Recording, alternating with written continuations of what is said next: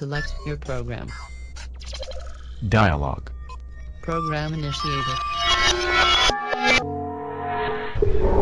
Approach the threshold. Engage rationality. Open your mind. Godspeed.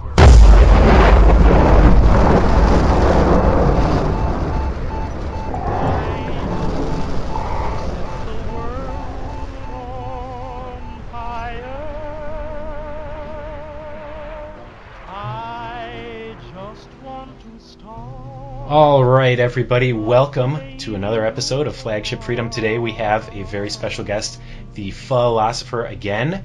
She is joining us to talk about communism, particularly anarcho-communism. And this is a topic that both of us, I think, have a great deal of interest towards.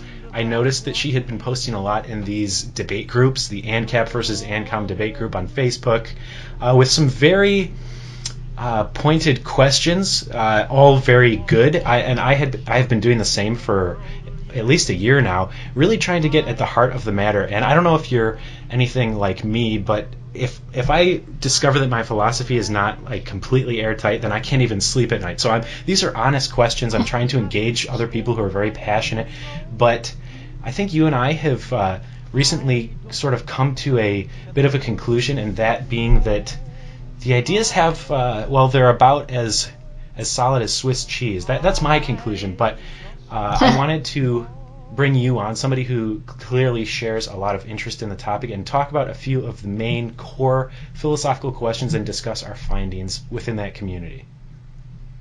Cool. Sounds good. Yeah. All right, cool. Well, without further ado, then let's just jump right into it. So I think the central tenet or criticism of anarcho-communists is that they claim that capitalism is inherently hierarchical and exploitative and not truly voluntary. Like, we call ourselves voluntarists because we believe all human interaction should be voluntary, but the communists claim, let's break it down one by one into some discrete topics. So the first question is capitalism truly voluntary? Are you forced to participate? And I'm just going to throw these questions at you first, and then we can do a little back and forth. Sounds good. So my thought is that capitalism is not inherently involuntary. You choose to participate, you choose to work for somebody, you choose to start a business. It's completely voluntary. And and we're just talking about like free market, no government interference capitalism. So yeah. Okay, now, that's like my statement.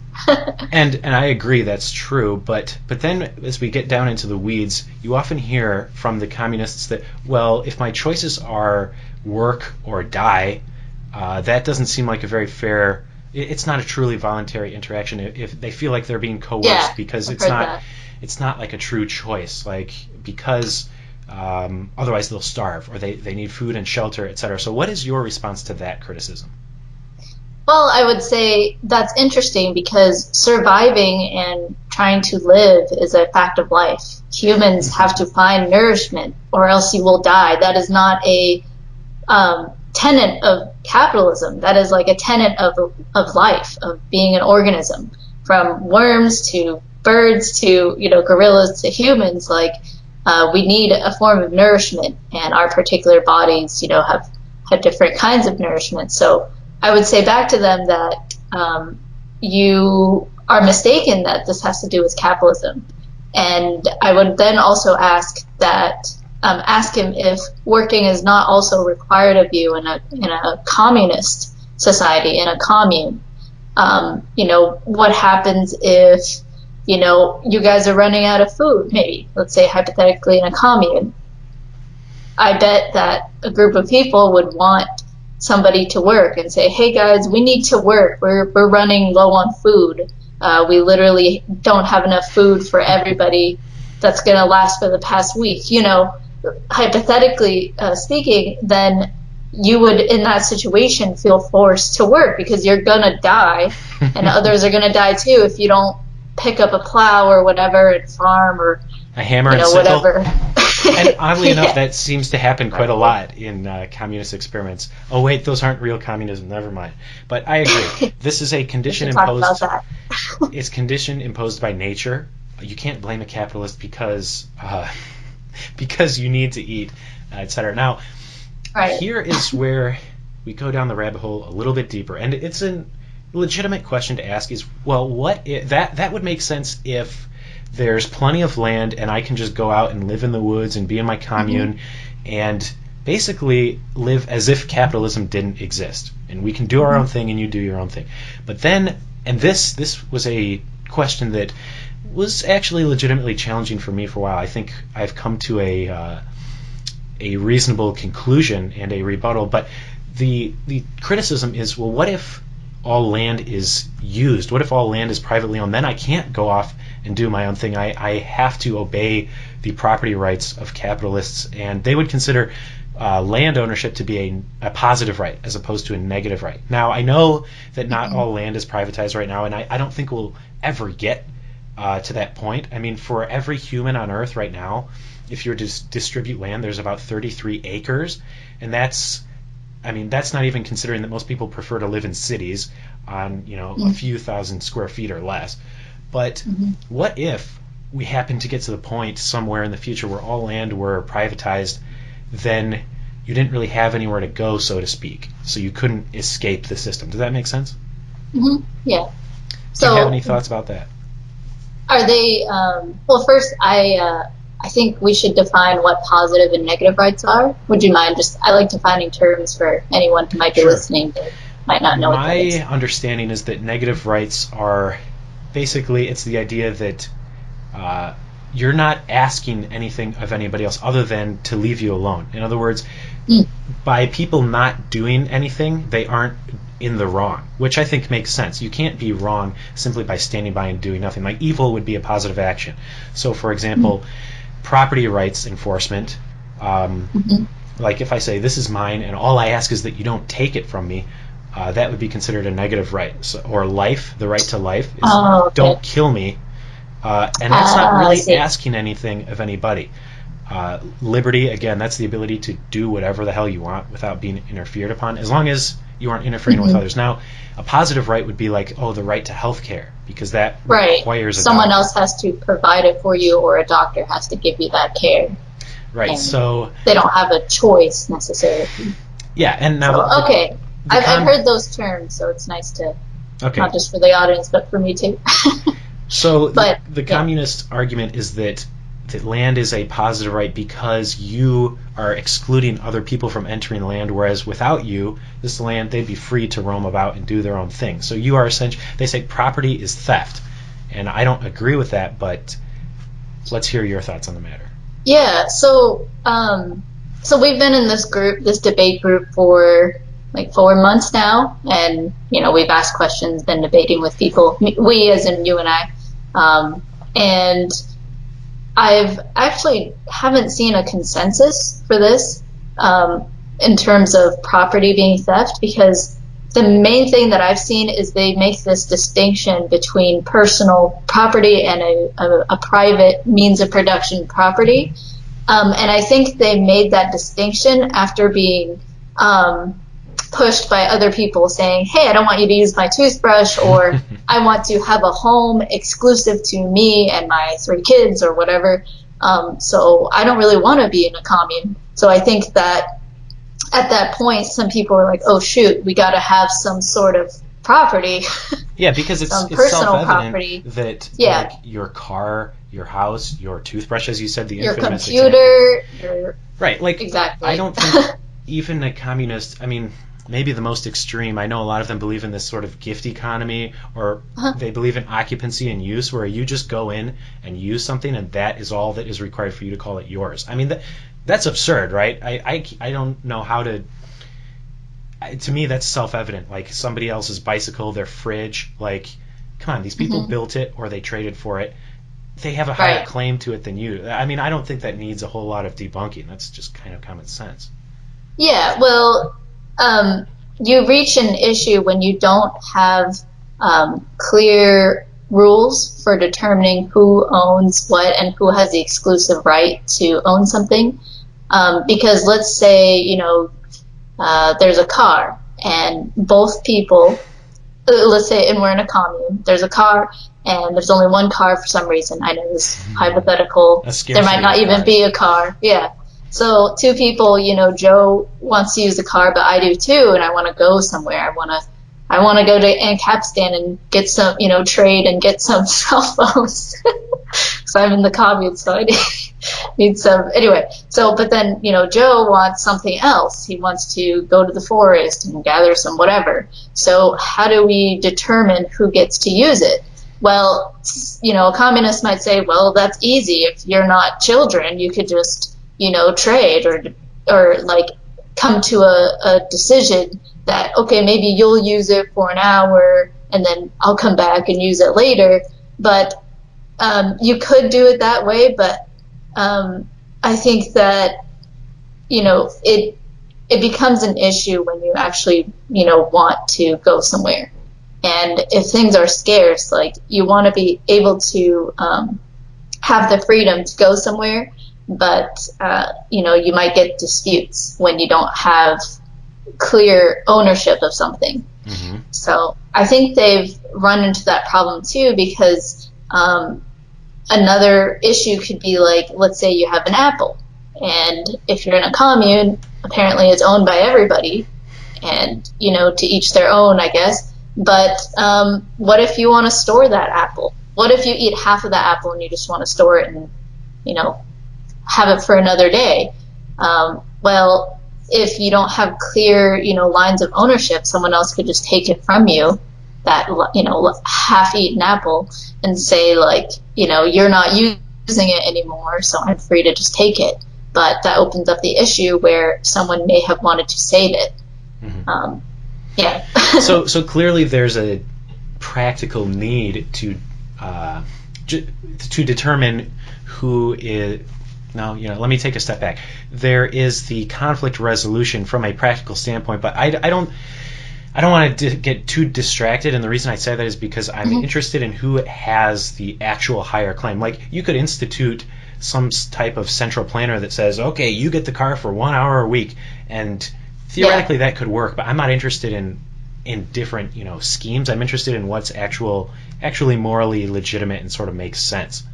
So you and I agree that personal property clearly makes sense. I mean, it's hard to dispute the legitimacy of. For me, there's no distinction between personal and private property. To me, property is property. You build a house, you build a factory, you create a field to plow crops on. Whatever it is property, and as such, you have a higher claim than the random passerby. Now, Right. you mentioned this distinction between personal and private property, and this is where things get really blurry with the communists, because all of a sudden they feel that they no longer have to respect property once they deem it private property, when it becomes a means of production. Right. And this is where it just goes off the rails. I can't follow the logic. Right, yeah. I might have gotten lost in the weeds there with those examples, so my apologies. Oh, that's okay. But I think that I definitely don't have a distinction. I see personal and private property as the same, and anarcho-capitalists and any capitalists see that there not being a distinction either. Let me interrupt you real quick, because I've been accused of knowing exactly what the distinction is. Like, we know where they draw the line. They say, as soon as you use it as a means of production. What you really mean when you say there's no distinction is there's no distinction which invalidates the property as a legitimate form of property. In other words, just because you use a lawnmower to mow your neighbor's grass for $20 versus mowing your own grass, it does not change the legitimacy of that as your object, right? It may be another use, but it doesn't really matter, right? That's what we're saying when we say it's a meaningless distinction. Yeah, I think that when it comes to property norms and rules for acquiring property, I think that it's not a matter of morality. At least for me, we can debate that. I think it's subjective how you determine, who owns what, like the specific rules for it, is decided upon voluntarily. And the rules for acquiring property that have been dominant for most societies, at least in America, has been the two Lockean property norms. So the two rules are, one, either you homestead unclaimed or abandoned land, or two, you trade with somebody else who did that voluntarily, and you trade them some value and you get that piece of land. So those are the two ways. And what I've noticed when debating with ANCOMs and reading their frequently asked question link that some of them like to post, is that there is personal property, which the rules for acquisition of personal property in a communist society is the exact same as the rules of acquisition for property in an anarcho-capitalist society. They're the exact same. Both of them say that you can acquire personal property by taking something that has been unclaimed or abandoned, or through trade. And so they both recognize that. And I don't know if you've heard, but I've had many anarcho-communists say that trade, they welcome it. Even though they don't want money, and it's a currency-less society, and we can get to currency and money later, they're okay with trade. They only make this exception when it comes to property rights, when they determine something to be a means of production, as you said. And that's yet a whole nother conversation that you and I have tried to get clear lines of distinction of what a means of production versus personal property is. But that is the main difference I see, that both capitalists and communists have rules of property acquisition, and they're actually the same when it comes to communist personal property and just, fucking property in a capitalist society. It's the exact same, but then the communists make an exception that the capitalists don't have. We don't make an exception for theft. We don't say, okay, after we determine that this property is a means of production or whatever, that justifies the use of force and the violent seizing of your property. We don't, capitalists don't have that exception. We just have those two rules of property acquisition, and that's it. Whereas the communists, they have those as well, but they add an exception. They say, well, I'm going to seize your means of production. I'm literally going to violently take from you your factory or whatever it is, your computer, whatever, because it is exploitative. And when you ask them what a means of production is, it's very unclear, the distinction. And so that's where I see and take issue, is they make an exception for theft. And that's really what it is when it comes to declaring something as a means of production. So, and that nicely leads into the topic of wage labor, which I want to get into in a little bit. But two things real quick. I wonder if we diverge here or not in terms of determining land ownership legitimacy, because I believe you can't just go off, let's say you discover a massive unclaimed land. You can't just go off and say, this is mine. Or better yet, I can't point to the moon and say, nobody's allowed to go there.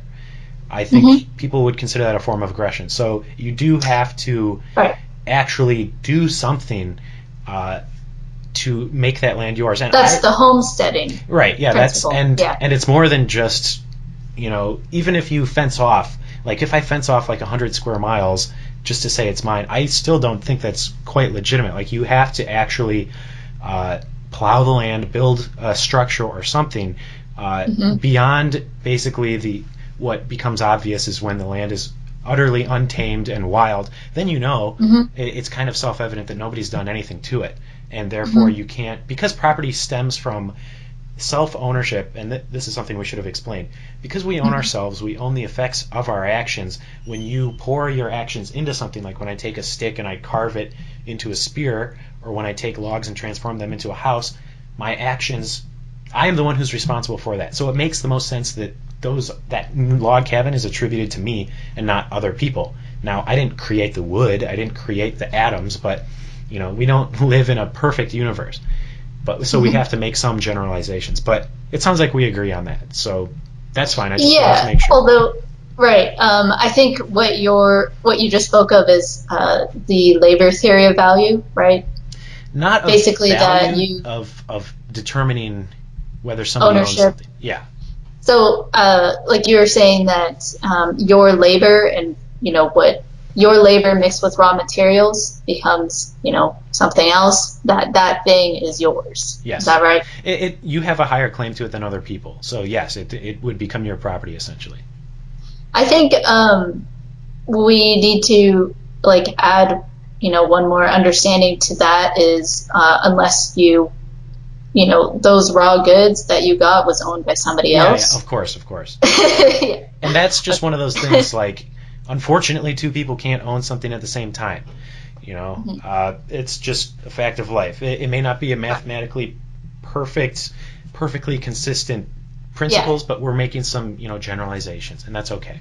Mm-hmm. Right. But I agree with you. When it comes to raw things, so that's why when we say homesteading, we're talking about land that has been either unused or abandoned, and people have different criteria for what's considered abandoned. Like, is it 7 years of unused, 10 years? Sure. And that varies. But that's, what we're talking about when we say homesteading. You're doing something to the land, and thus you have a higher stake to it. So I agree with you. I have getting back to the original question, I want to present my conclusion and hear your thoughts on it, and then we can get to the next one. Again, it was the idea that, well, what if everything's taken up and I have nowhere to go? And my response to that would be, well, any society, including a communist society, is going to be subject to the scarcity of land. So unfortunately, I can't just walk in a straight line as far as I want, because that would go through people's houses, that would go through property, and you have to contend with what other people own. Unfortunately, I mean, I wish I could go absolutely anywhere I want, do absolutely anything I feel like, but in a world with other people, your rights to swing your fists ends where other people's faces begin. So if this is a criticism of a capitalist society, well, that all land eventually is going to get taken up, well, all land's eventually going to get taken up in a communist society, and I can't just walk into the factory and do whatever the hell I want. That's a good point. And I know that there are communists who say, well, actually you can just do literally whatever you want. But to me, that basically becomes a violation of property, because that would mean that you have the right to go around and take advantage of the fruits of other people's labor, eat food that they've harvested, walk around through their homes, sleep on the bed, go take a shit in the toilet and walk out. And that would essentially be taking advantage of other people against their will.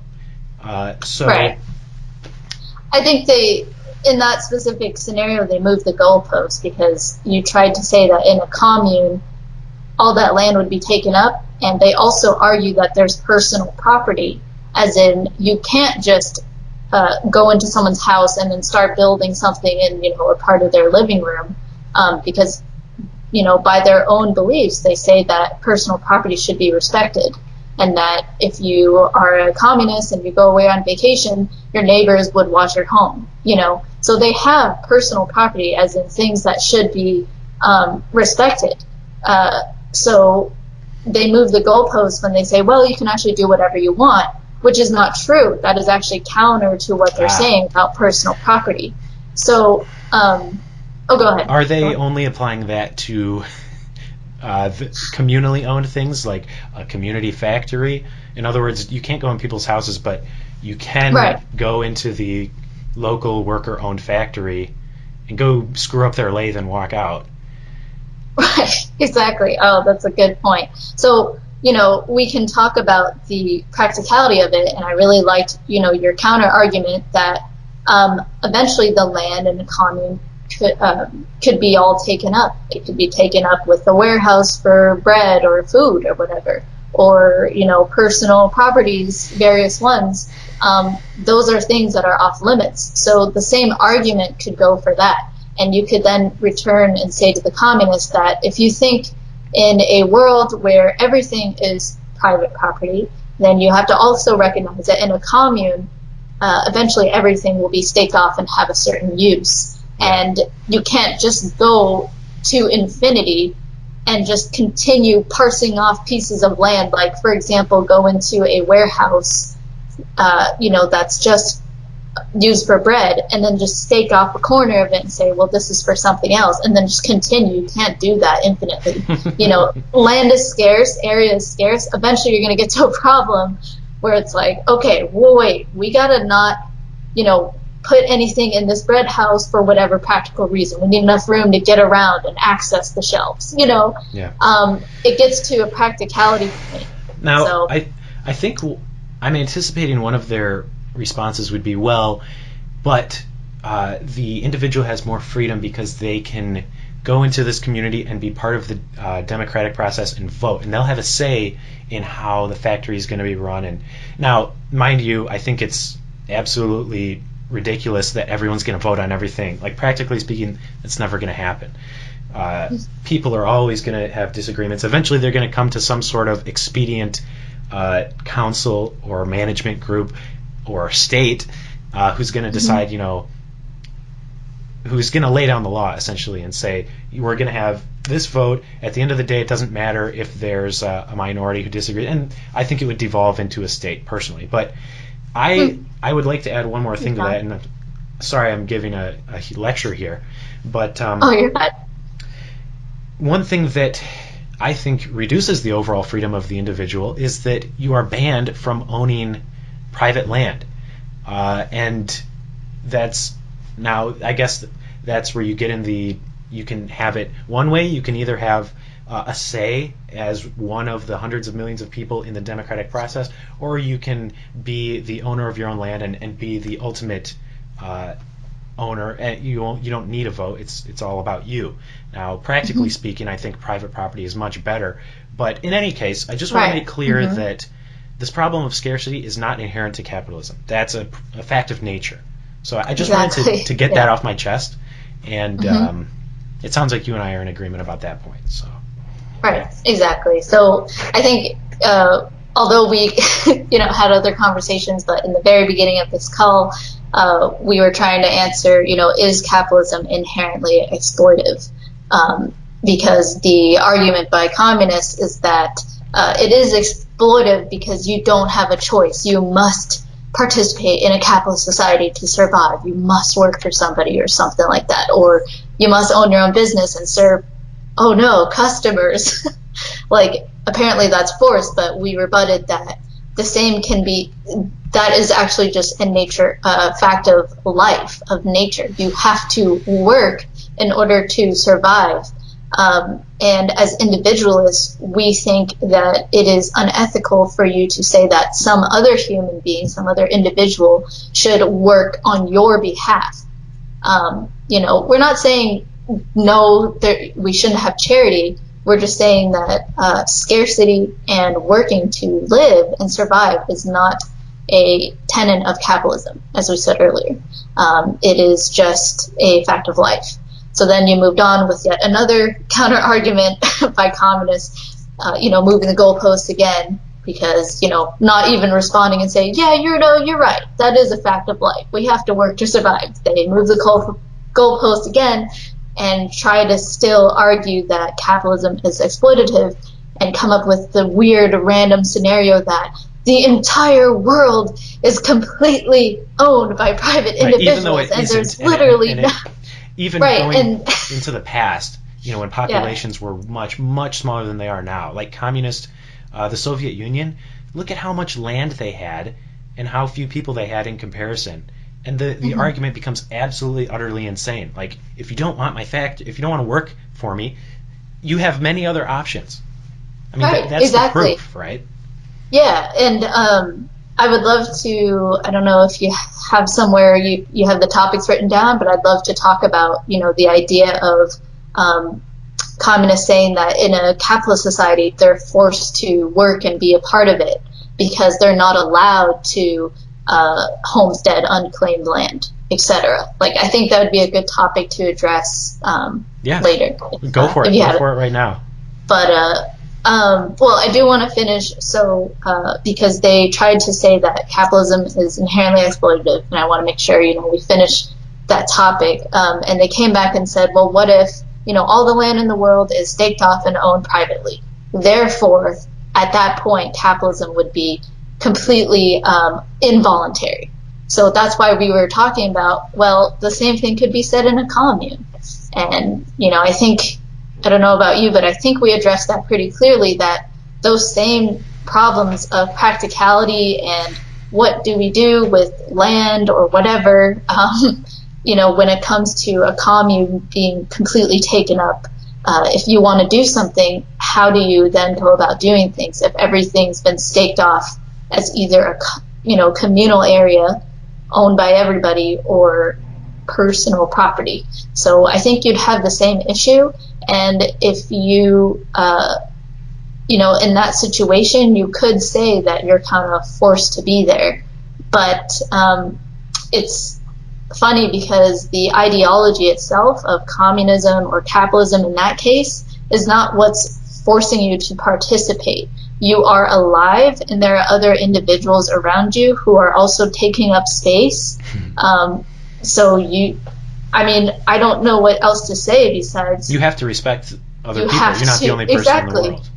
Right. If you want your individual rights to be respected, if you want to be able to, have sustenance for yourself, a shelter to protect you from the weather and the storms, you need to apply that same principle to everyone else. And one of the key things you must recognize is it is a fact of nature that resources are scarce.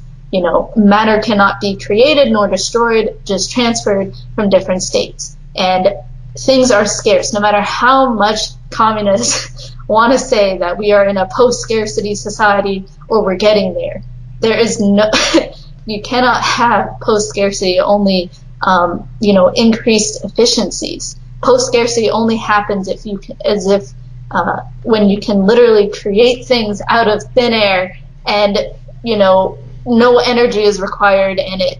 And that thing that you created didn't take raw goods or resources from something else, So that's what I would say in response is, the feeling like you're forced into it. If you think that's the case of capitalist society, you're confusing that with just living, with just being alive, because there's scarcity. There's other individuals and animals competing for these scarce resources. So how do we do so in a way that doesn't violate the principles of voluntaryism and self-ownership, that respects other individuals and does not violate their consent? So, yeah.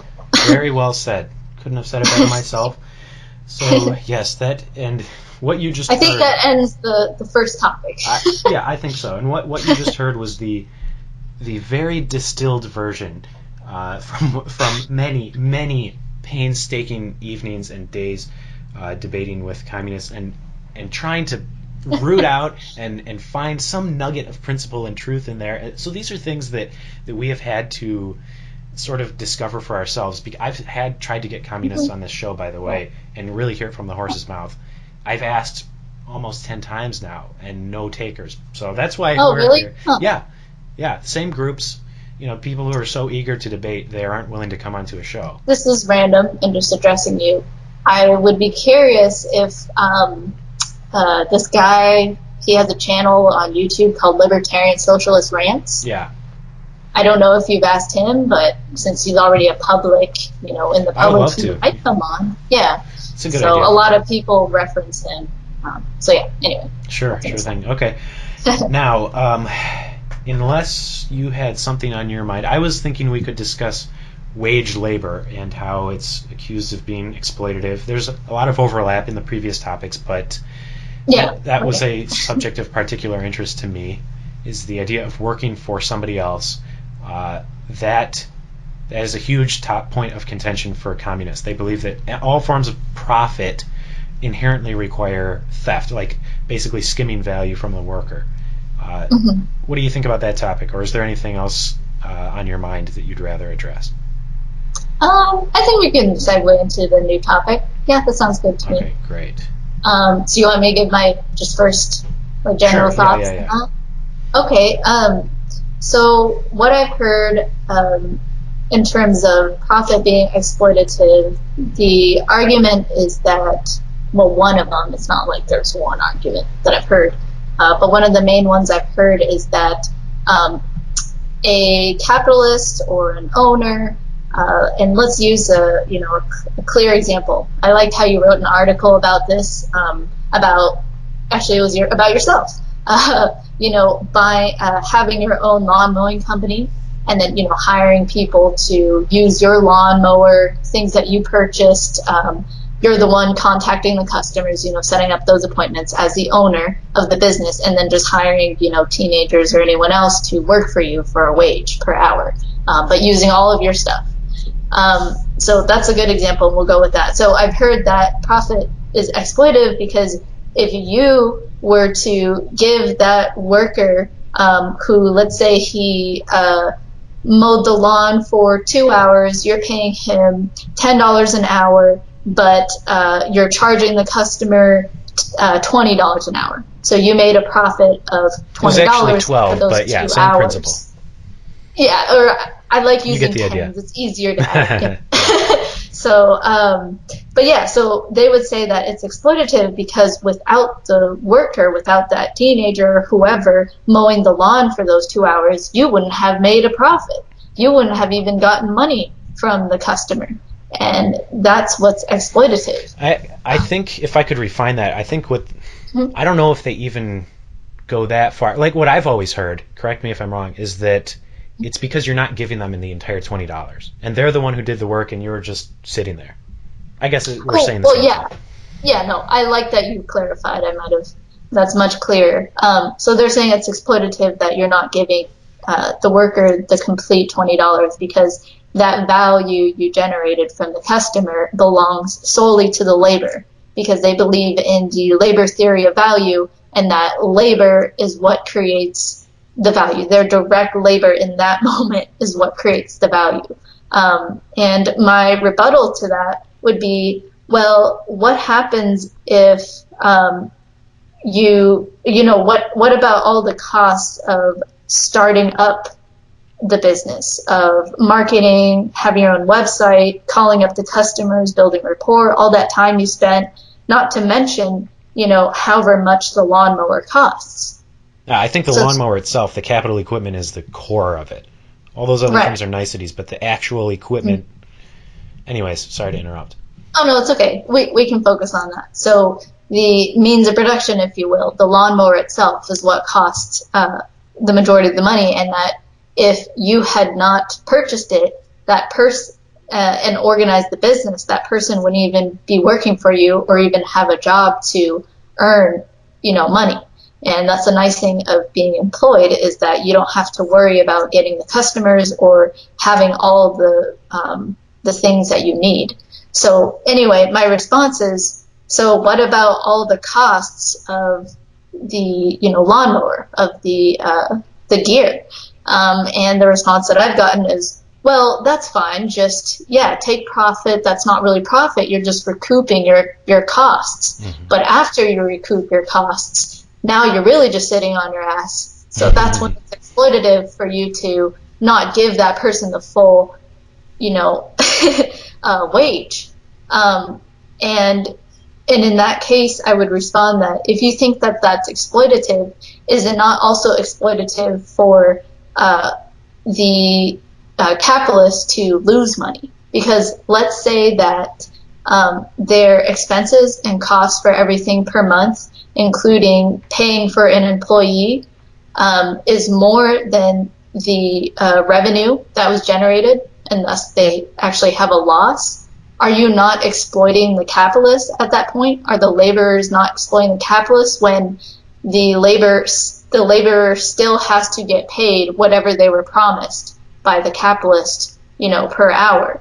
They walk away even though the capitalist suffered a loss. Does that make sense? So I would come back and say, if you think that it's exploitative for the capitalist to make a profit, then you should also think it's exploitative of the laborer to walk away when the capitalist has made a lot less and has actually suffered losses and expenses.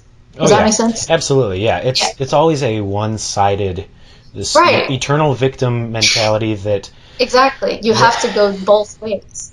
Yeah, and... You can't just see it one way. And, yeah, it's always that workers are absolutely helpless. Never mind the fact that workers... I was debating a guy this morning who's... I absolutely can't stand this guy. And he... You're like so frustrated. It's okay. I am. It's unbelievable I get that trying to get too. through. Yeah. But he said that there's a huge power disparity because the worker has to obey the employer. But never mind the fact that the employer has to obey the worker too, in the sense that they came up with terms of employment. And if the the employer just drops the wage to $1 per hour and starts treating them like crap and doesn't basically has an awful working environment and experience, the worker is going to leave. So that's, I mean, you don't even have to go that deep. All you have to understand is that there's two parties. Both of them can walk away from the situation, so it's completely voluntary. Neither one has power over the other. The nature of all trades, wage labor is just a form of trade, trading labor for money. So they always have this underdog obsession, but they don't care when the business goes down. In fact, they celebrate that. But there was one other point you made, paying off, once you pay off the lawnmower.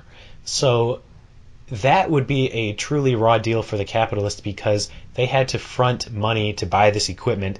Then they paid it off, which was basically a waste of time for them, because they could have just spent their money on something else instead of having to finance this operation and then get nothing for it, literally nothing. If you're just paying yourself back for the equipment, then you would have been better off sitting at home having fun, or buying something 5 months ahead at the same time you bought the lawnmower. Go buy some video games. So this profit is just a payment for the value-added service of the capitalist, who's going out fronting the money, the capital, which the worker did not have to begin with. So that's the whole time preference. Providing money is a service, because you had to build up that money yourself, go out and do work, save it, and then go buy equipment and make it available for someone else to use and make money from.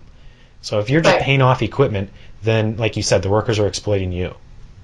Right, exactly. And I would say that it's funny that they see running a business and providing value to customers and, providing a good and or service, they see it as so black and white. They don't even, I'd be really curious, and somebody asked in the debate group once, like, are you an ANCOM or ANCAP, and what do you do for a living? And a lot of the ANCOMs, like the majority of them, responded and said... That was my topic. Yeah. Oh, okay. That was a good question. I was like, oh, I'm curious. A lot of the responses were, I'm just a fucking wage slave at McDonald's. I'm a wage slave at Pizza Hut. Or, I hate my life. I'm a cook. Like, like, okay, so they just see it as very black and white. Very few of them had their own big business where they're employing a lot of people. And they don't see that running a business is more than just creating a product. It's storing the product, because what happens when the demand goes down and someone's not buying it? How do you maintain supply and work with demand? You need someone to think of that. That is labor. They only see labor in a business as the person doing the work and manning the factory. Well, what about the person who built the machine? What about the person who traded and acquired their own capital to even be able to trade, to create the machine, or to build the factory, or whatever? And also, what about the labor it takes to provide customer service? What happens if the product is shitty, or the service is shitty, and the customer is disappointed? Somebody is going to handle, that work, and that is labor. That is someone's time. It may not be creating the physical thing with the, with the machine. It's still labor. And yet another thing is that they think that just by creating a product, that's valuable, and everyone should buy it. Yeah, that's the labor theory of value. That I worked on it, so therefore it has value. Exactly, but value is subjective. You could produce And, we see this all the time with companies creating products and no one buys it.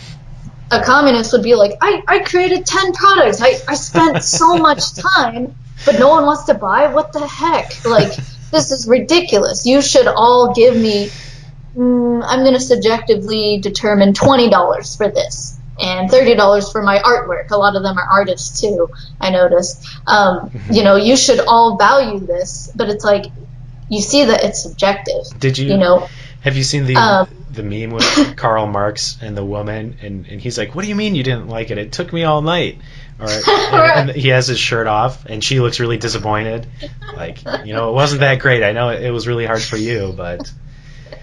Exactly, right. Yeah, but, they literally just see that, and they don't see that value of a product, at least, anyone who is conscious as a consumer knows that a value of the product is also good customer service. That's a huge part of buying a good or a service. Is most people tend to use a product if they know that, between competitors, they'll choose the one with the best customer service because they'll know if something goes wrong, the company's responsive and will take care of them. That's labor. And as the employer or the owner, you have to decide how many customer service reps to hire.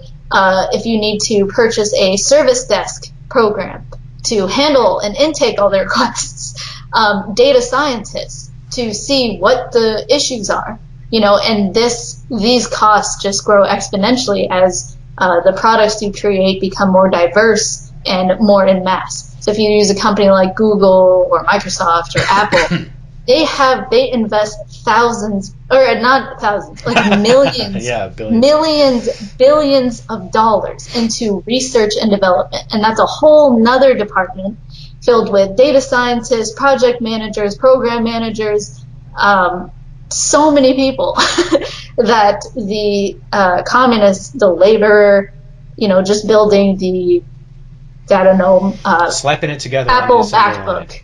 Yeah, the Apple MacBook. They're like, I should get $800 for this MacBook, even though MacBooks are like, what, $1,200? Okay, like $1,200 for this MacBook, but you're only paying me $5 an hour. What the hell? Without me, you wouldn't get Apple customers. Right. How absurd that is when you actually get into really how a company works and how an organization or a business continues innovating, investing in research and development to stay competitive, to stay and provide value, because there's just so much to it that is not seen.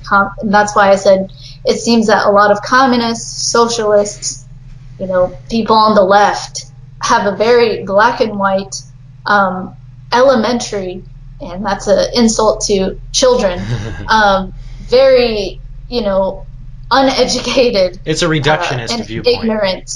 Yeah. Oh, what's that? Sorry, I should look that up. Yeah, reductionist. That just means they actually, reductionist means you are whittling it down so far that you are losing important resolution on understanding the situation. But even then, they aren't even comprehending those extra variables that you just described. So it's not, even to call it reductionist would be accusing someone of intellectual dishonesty, but they they don't even understand. Yeah, right. Most of them. Yeah, most of them. They see a snapshot in Although time. I haven't yet met one that really understands that. All those factors. And the ones who maybe do, I suspect there's a huge amount of intellectual dishonesty or hatred or bias, a lot of hatred for sure, and anger within that community, and kind of the whole victim obsession, nothing's my fault, and like you said, that's why you get a lot of losers, basically. And by the way, none of these are not arguments, these are just observations and maybe explanations as to why communists are all losers. And I'm sorry to say that's going to infuriate them if they're watching the video. As a philosopher, I'm like, not all. That's true. I have to be very no, you're precise. Right. You're right. And there are some intelligent and honest ones out there, but they based on our own experience as a trend. As a trend. Yeah. Right. Anyways, But yeah, that's the thing, is they see profit exploitative, but as you said earlier, that laborer wouldn't even have the opportunity to make money right now, guaranteed paycheck, no matter what happens with the company. yeah. No matter how many customers come that day or that week, they're guaranteed. And they don't see a value in that. They just completely ignore that value that is actually being provided for them from the capitalist. That's why you would voluntarily agree to work for someone, is you see a value. You see that, okay, I can, do computer work for you or whatever, because you're giving me the value of a stable paycheck and income, and you're taking care of everything else with the customers or, staying innovative, and I just get to do this task that you need done or whatever. So that's what I would respond with if they say profit is exploitative. That one, it is completely voluntary, and two, it's not exploitation, because the person who owns the business, they're also giving you value, and if you didn't see value, because value is subjective, you just want to work for them, it's completely voluntary. So. Yeah, so in conclusion, they're, one, providing access to capital, which takes money ahead of time, as you aptly pointed out, and they're also providing most of the time a slew of other services, because it's kind of convenient with the business model. They shield you from risk, you get a guaranteed paycheck, you have essentially zero responsibility other than your day-to-day tasks. And Right. And of course, the litmus test is if a capitalist is truly a lazy exploiter, someone who's skimming value off the top, just literally a pointless middleman, then people would very, very quickly find a way around them, because that would imply that the capitalist is doing nothing other than extracting value. And in that case, very good point. People would simply say, hey, let's ditch this guy. I'll cut your grass tomorrow, and I'll charge you, a little bit less, and I'm going to keep all the money, and screw the capitalist. But of course, that generally doesn't happen, because capitalists are doing, as you mentioned, all sorts of work in the background. So exactly. Great. It's not. It's hard to get customers. Sales is its own specialty that people get paid lots of money for, to get customers for people. And as someone starting your own business from scratch, you wear all the hats. You're the project manager. Tell me about you it. are the marketer. Yeah, you are the salesperson. You literally do everything. It's only when you get more capital that individual people or entrepreneurs begin to be able to divide labor. I don't know how to say Specialization. Specialize, like hire and separate duties. Knowing that I'm going to hire someone who's very good at sales, way better than me, to continue growing things, for example, and therefore providing jobs. But you bring up a very good point that if you really had a situation, and we're not saying this is impossible, that someone could literally provide no value, although I can't think possible. of it. It's possible. It's not inherent.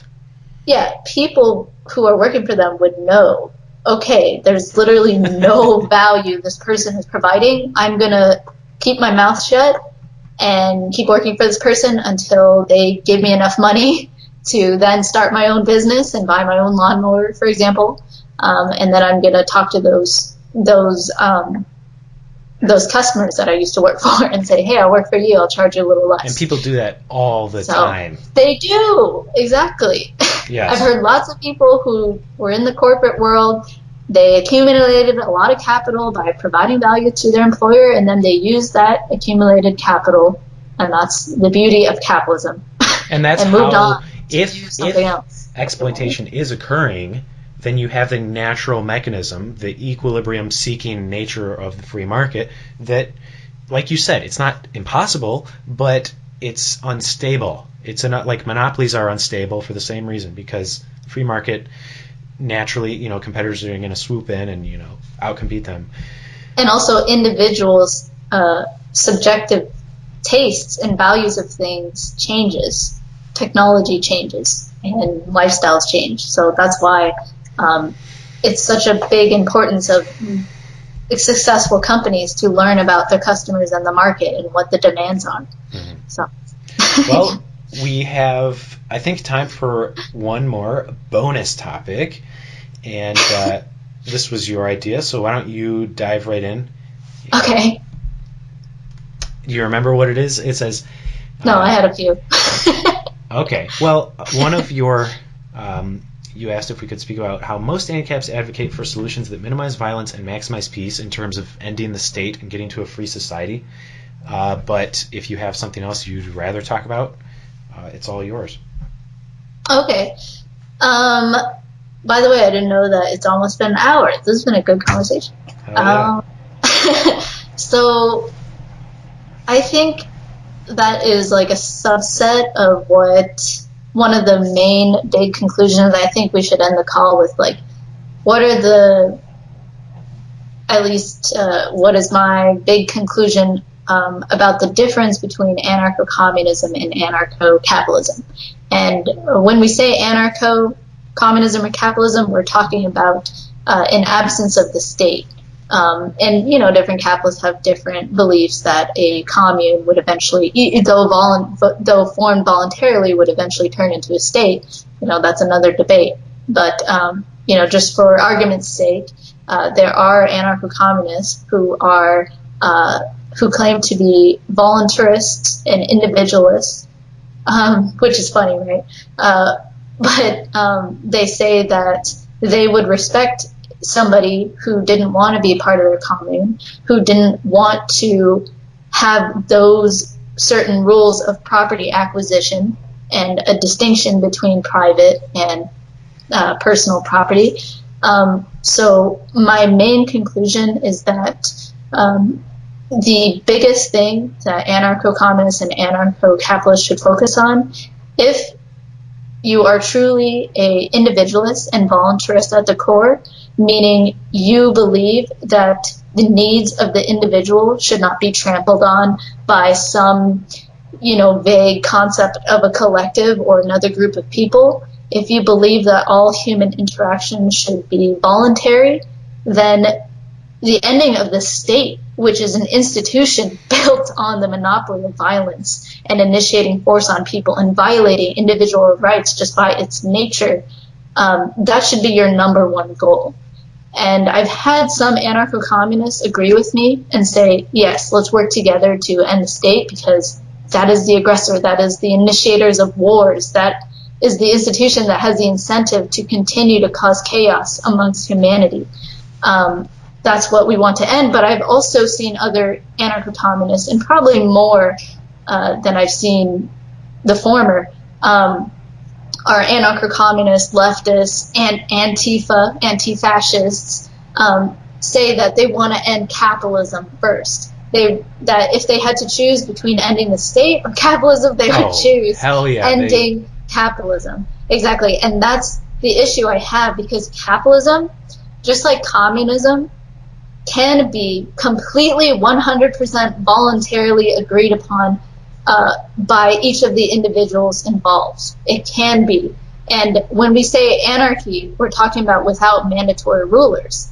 And that's the distinction there between state or state capitalism or state communism, is there isn't an institution saying you have to, you know, abide by our rules. Although I would argue that even state capitalism compared to state communism, even in state capitalism, you could have communes because you can acquire, you know, unclaimed land or whatever. So basically, in conclusion is, and I posted this in the group the other day, is I have absolutely no problem with someone believing, in my view, absurdly, that working for someone else, even though you voluntarily freaking agreed to it, is somehow exploitative.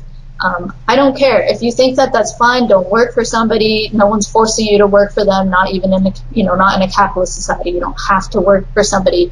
you can do your own thing. So I have zero problem with someone who is an anarcho-communist so long as they are a voluntarist at the core, so long as they would extend that same courtesy to someone else who says, you know what, I don't want to be a part of your commune. I want to keep this. I acquired it through unclaimed land, and I, voluntarily traded my capital for a machine, and I want to hire people. You can't come in and take it because I didn't acquire this property through any violent or just means. You can't come in and thus take it violently. If an anarcho-communist respects that and believes that too, then I have no problem. Then when it comes to debating between anarcho-communists and anarcho-capitalists, what's moral or not, there really is none. It comes down to subjectivity. The only time where the issue begins is when an anarcho-communist or whatever, someone on the left, says, we need to seize the means of production from the capitalists and overtake all of it and turn the entire world or the entire U.S. government into a commune. That would be initiating force against unwilling participants, and that's when the issue begins, and that's when the guns or the knives come out for self-defense. Because it's like, hey, look, we don't want to be part of this. So that's kind of the main conclusion that I've drawn. And anyone who thinks that they'd rather end capitalism over ending the state first is my enemy and someone that needs to be educated quickly.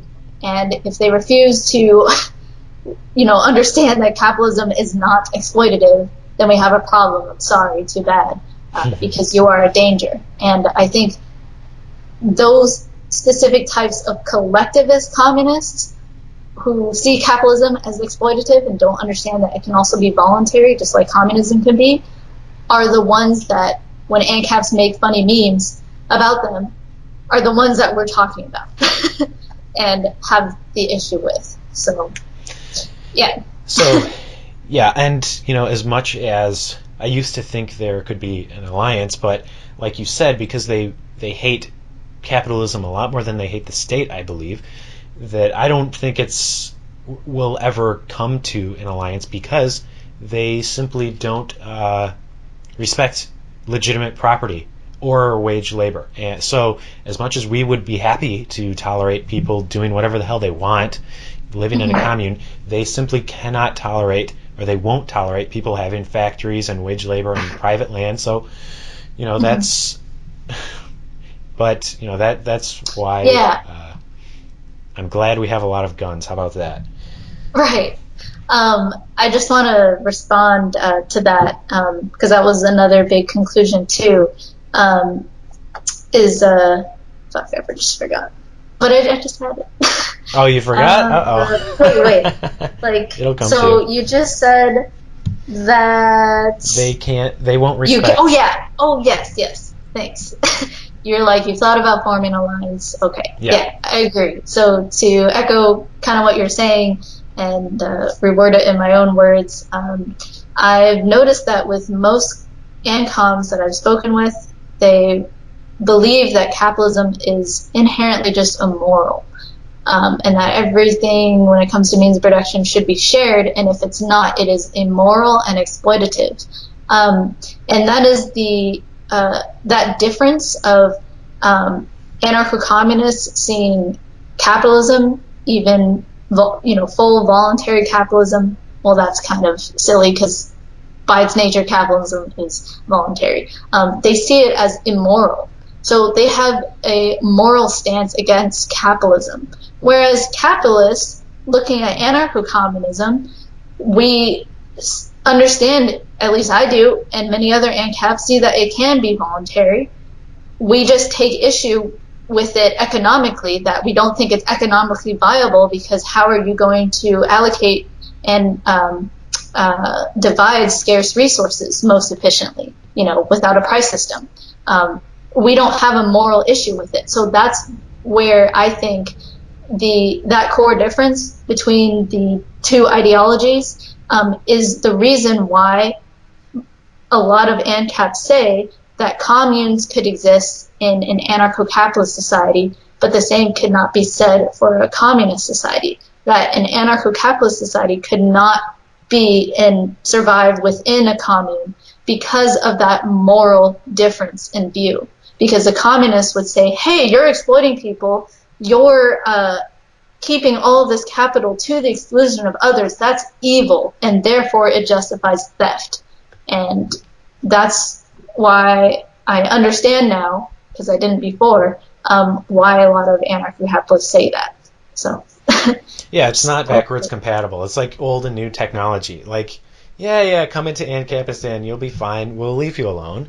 But if you try to bring those advanced ideas into the backwater of communist thought, they'll kill you. So, anyways, because of the moral view, exactly. Right, and that's the issue. Probably a good helping of just hateful bigotry and ignorance on their own. I don't think it's all moral. I think it's a lot of resentment and hatred, but that's the story for another time. So I think, being at an hour and 5 minutes, that's enough for now. That sort of wraps up our experience we've had over months, and I do encourage you to join these groups and sort of spectate, put your own topics. It can be fun. It can also be incredibly frustrating, but a great learning experience. With the sophistry and the ad homs and moving the goalposts, exactly. It's a great exercise in debate, I'll tell you that, because it forces you to pinpoint and stay on the straight and narrow, and it's a good exercise. So thank you so very much for joining us, the philosopher. If you haven't found her page yet, you are living under a rock. So tell our listeners where they can find you. Okay, it is at facebook.com or Twitter. Just search for the THE philosopher. That's philosopher, but with an O, like pho noodle soup, Vietnamese noodle soup. And I'm also on Steemit and YouTube, so you can find me in all those 4 social media outlets. So. Oh yeah. Okay. Thanks everybody. You heard it here first. Flagship Freedom and the philosopher representing anarcho-capitalism. So until next time, we'll see you all later. Thanks a lot for listening. Bye-bye. Cheers.